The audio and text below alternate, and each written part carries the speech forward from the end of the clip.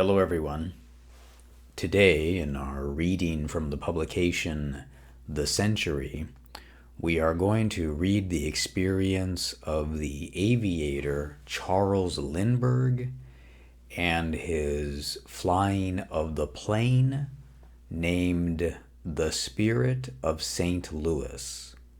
Perhaps you know a little bit about this story already, but it is an interesting moment in history. So let's go ahead and get right into our experience. The vibrating national culture of the 1920s promoted one other magical machine, the airplane.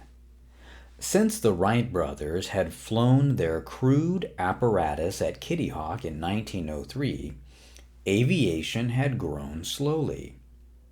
Planes had figured prominently in the First World War, but the dream of passenger flights had been just that, a dream. And most people had come to think of the sky as a place for birds, military hardware, and little else.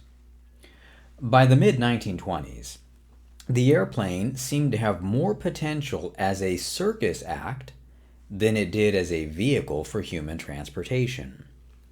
Carnivals and country fairs featured daredevil riders performing stunts like wing walking and parachute jumping, and spectators bought rides at $5 a thrill.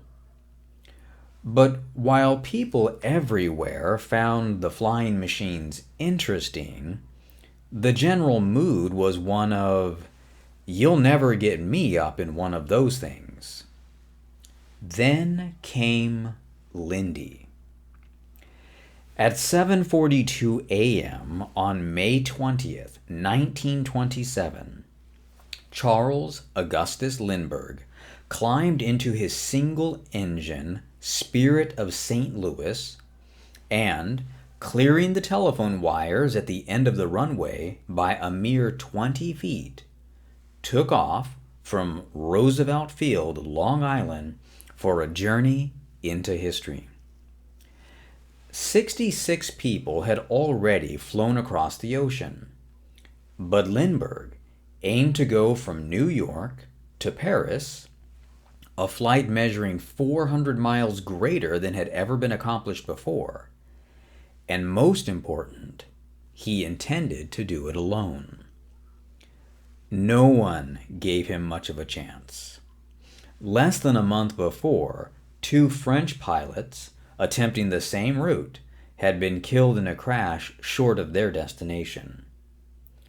But the 25-year-old Lindbergh, a Midwesterner through and through, was determined to succeed. He packed 5 sandwiches and some water, but no change of clothes. Flying initially at a speed of 102 miles per hour, he encountered heavy rain and threatening turbulence. But flying as low as 10 feet above sea level, he pushed on. After Lindbergh had been in the air for 14 hours, a crowd of 40,000 watching a prize fight at Yankee Stadium stood for a moment of silence. They had no news yet, but they feared the worst.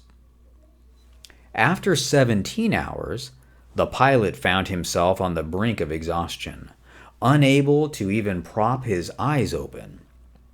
Realizing that he had slipped into hallucinations, he slapped his face, opened the window for air, and somehow recovered his will.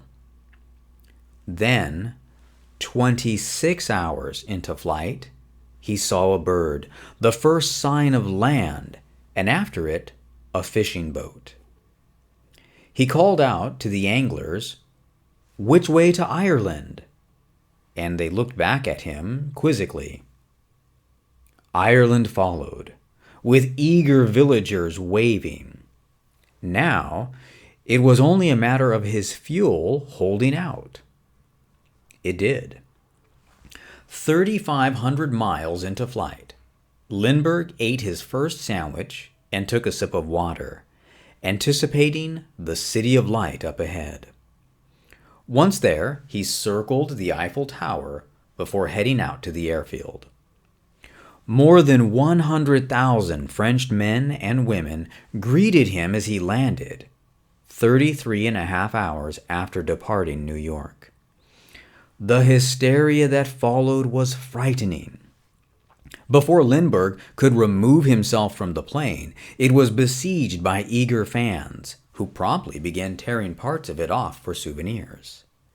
The crowd was so unruly, it carried Lindbergh aloft for more than half an hour, preventing the pilot from reaching the assembled greeting committee. Instead, he was whisked away by two French pilots who put him in their car and delivered him by back roads to the American embassy.